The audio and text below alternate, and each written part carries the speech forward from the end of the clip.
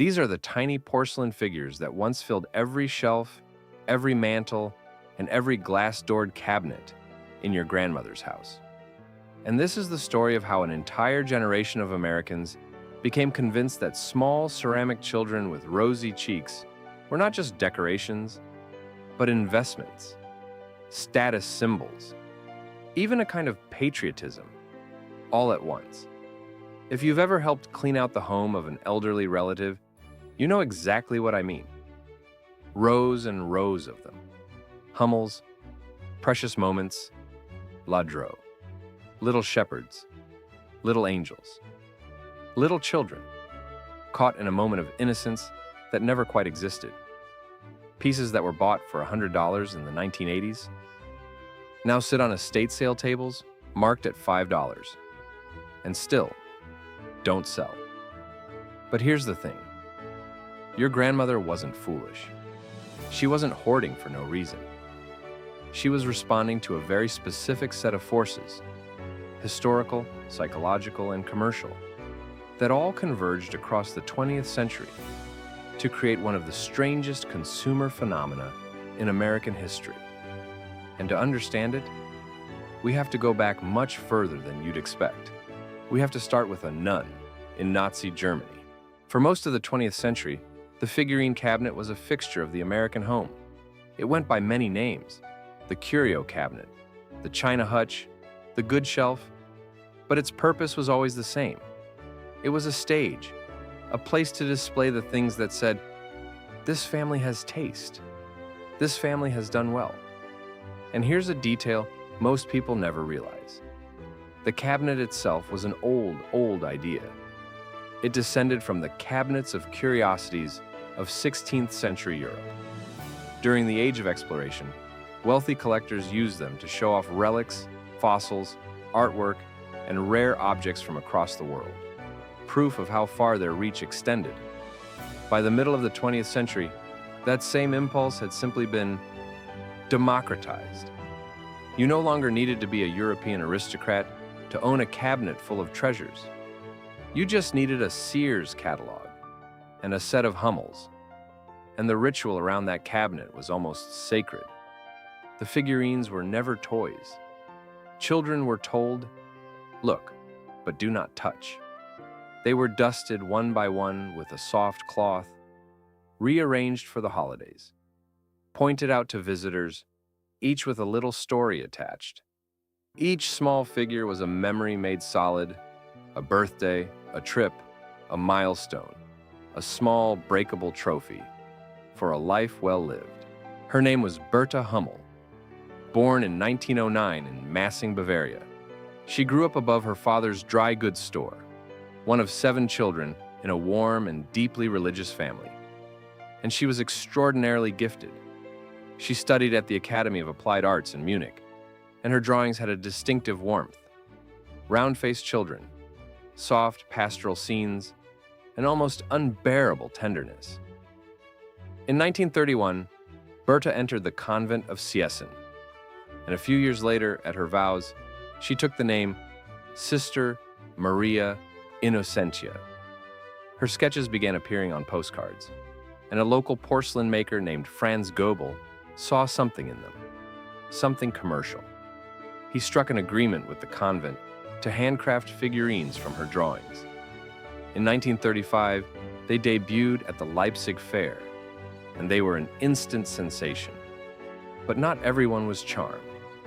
As the Nazi Party rose to power, it turned on Sister Hummel's art. A Nazi newspaper sneered that there was no place in the ranks of German artists for her, accusing her of portraying Germany's youth as weak and brainless. By 1937, the regime had outlawed her postcards outright, and she answered them, quietly and bravely. She drew angels in gowns scattered with the Star of David. For her convent chapel, she designed a cross, standing before a menorah. Dangerous, defiant symbols in the most dangerous of times. When war came, the sisters were not spared. In 1940, the Nazi government closed all religious schools, including those at Seessen.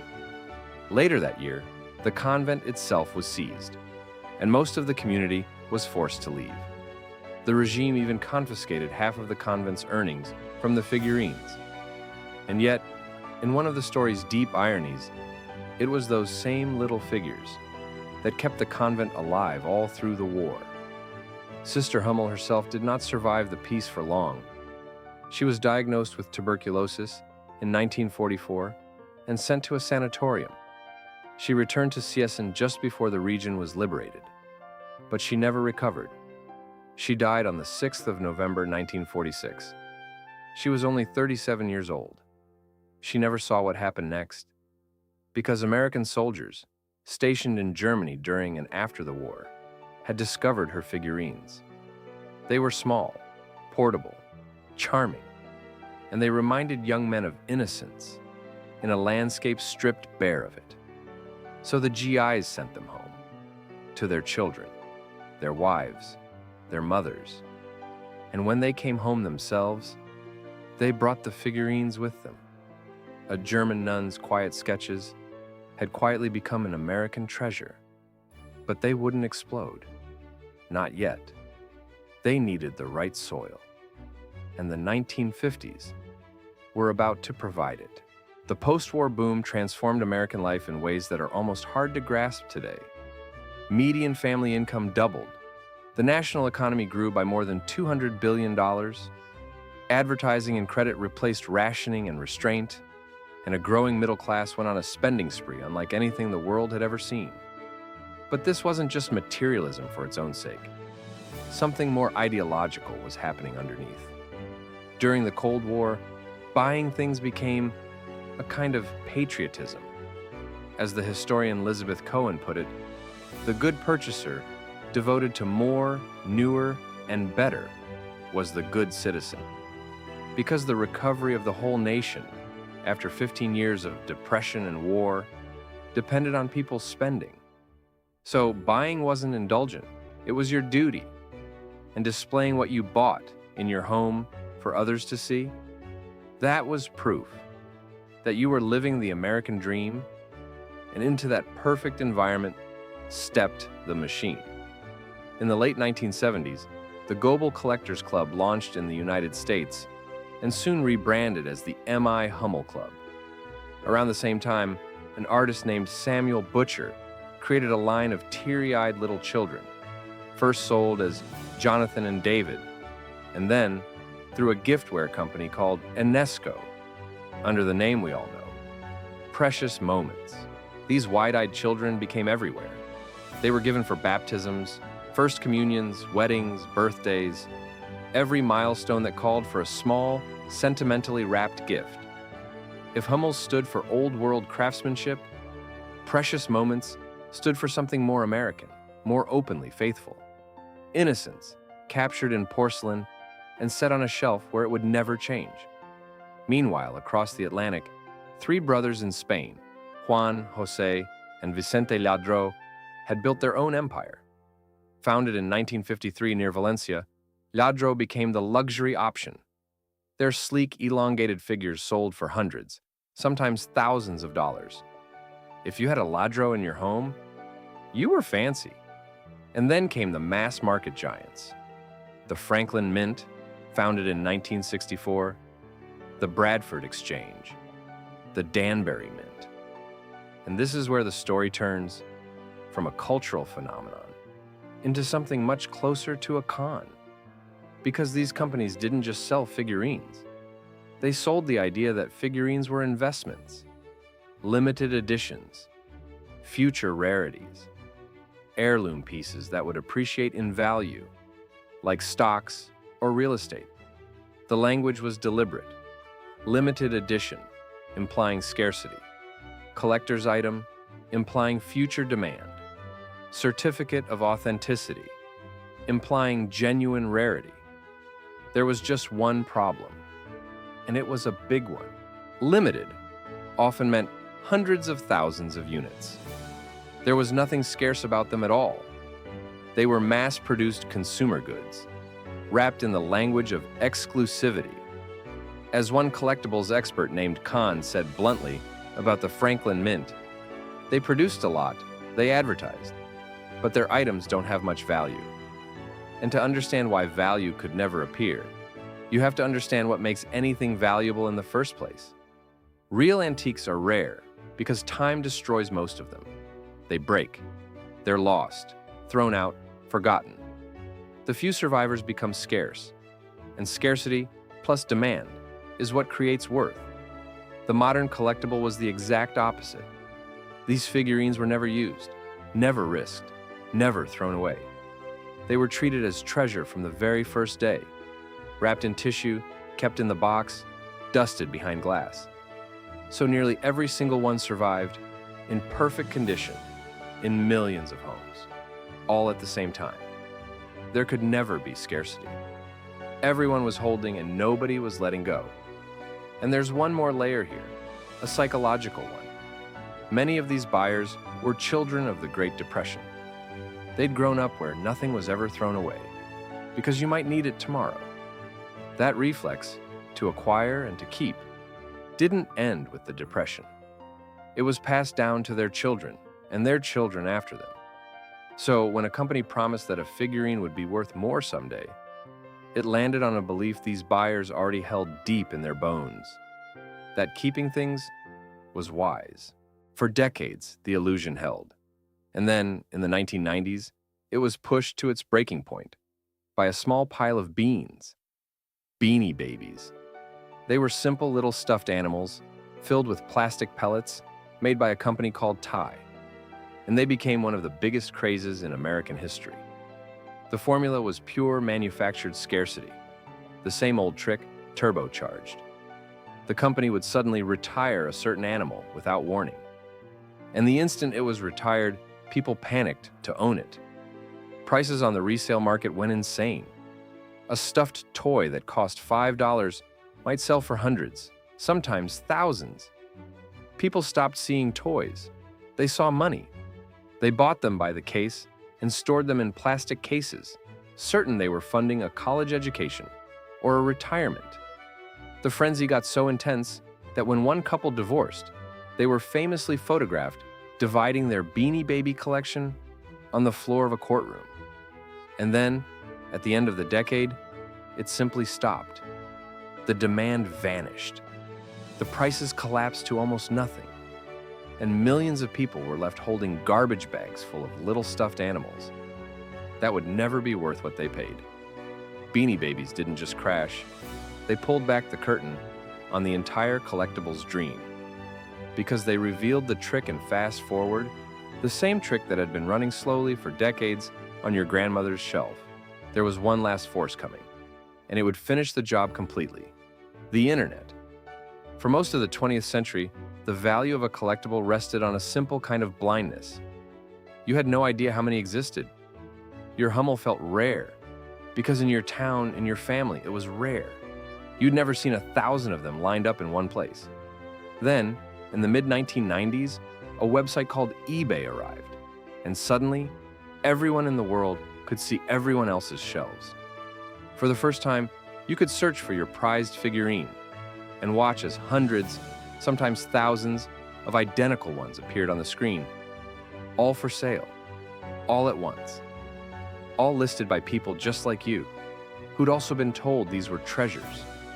The scarcity was revealed to be a mirage. Prices didn't just fall, they fell through the floor and kept going. And the makers felt it too. Goebel, the original maker of Hummel figurines, discontinued production on the 31st of October, 2008. A new company took over the following year, but by then, the damage was done. The collector base was aging. The generation that had driven all that demand was entering their 70s, 80s, and 90s. And the generations coming up behind them had absolutely no interest in filling their homes with porcelain children holding geese. What happened next has been called the Great Stuff Transfer, and it's one of the most quietly melancholy economic stories of our time. As elderly collectors pass away or downsize, they're trying to hand down not just money, but a lifetime of physical things: fine china, silver flatware, crystal, heavy antique furniture, and of course, figurines. mountains and mountains of figurines. The problem is simple. Nobody wants them. Estate sale organizers now report that Hummels are among the very hardest things to move, even at deep discounts. Pieces that sold for $200 in the 1980s now struggle to find a buyer at $20. Precious moments, once displayed so proudly, go for a few dollars, even in perfect condition. Thrift stores see far more donations than sales. Now, the figurine market today is actually bigger than ever. But almost none of that money is flowing to Hummels or precious moments. It's going to an entirely different kind of figure. Anime figures, Funko Pops, high-end designer toys. People still love to collect. They just don't love collecting the same things their grandmothers did. And yet, there's a small, surprising twist at the end. Lately, a few younger collectors have started looking at Hummels again. Not for sentiment, they carry none of their parents' baggage, but as something else entirely. Genuine folk art. Artifacts of a specific time and a vanished world. And a rare few pieces still command real money. The earliest Hummels, or the very tallest, can still fetch 4 figures. A fine ladro, $500 to $4,000, and beyond. But those are the needles. The haystack is worth almost nothing. But I think there's something deeper here than resale prices and investment returns. Something we lose the moment we reduce your grandmother's figurines to a number. Because for the women who collected them, and it was, overwhelmingly, women, these little figures were tied to specific, irreplaceable memories. The smell of a grandmother's house, the afternoon light through lace curtains, the care with which each one was handled, and the firm instruction to small hands that these were not to be touched. Each one marked a moment, a baptism, a wedding, a birthday, a Christmas, when someone thought of you and wrapped something small and heavy and full of meaning. And your grandmother probably wasn't hoarding. She was doing something far more human than that. She was building a museum of her own life, one figurine at a time, in the one small space that was entirely hers to control. So the real reason every grandmother filled her house with figurines nobody wanted, it was never just one reason. It was all of them at once. It was post-war prosperity, telling her that buying made her a good American. It was depression memory, telling her that keeping made her wise. It was clever marketing, telling her they'd be worth something someday. It was the emotional weight of gifts received at the most important moments of her life. And it was the quiet, stubborn, human wish to hold on to something beautiful in a world that keeps trying to take it away. The figurines aren't worth what she paid. They probably never will be again. But they were never really about money. They were about a woman standing in a store, picking up a small porcelain child with rosy cheeks, and seeing something in it that reminded her of something she loved. So she brought it home. She put it on a shelf, and she dusted it every week for 40 years. That's not foolish. That's not irrational. That's just human.